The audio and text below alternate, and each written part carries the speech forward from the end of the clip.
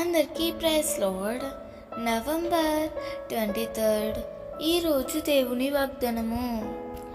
నీవు ధన్యుడవు, నీకు మేలు కలుగును. కీర్తనలు 128:2.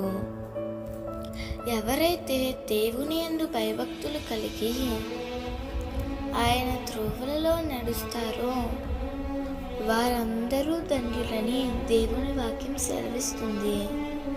నేడు ఎంతోమంది దేవుని యందు భయభక్తులు కలిగి ఉంటున్నారు, కానీ ఆయన త్రోవలలో నడవట్లా.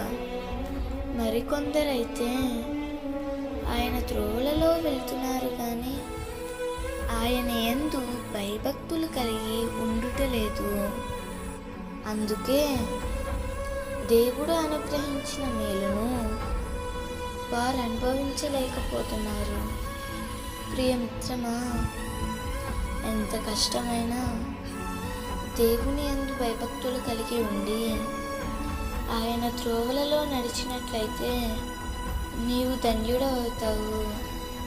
తప్పకుండా మేలును అనుభవిస్తావు. దేవుడు ఈ వాగ్దానము నీ జీవితంలో నిశ్చయముగా నెరవేర్చునుగాక. నీకు మేలు కలుగునుగాక.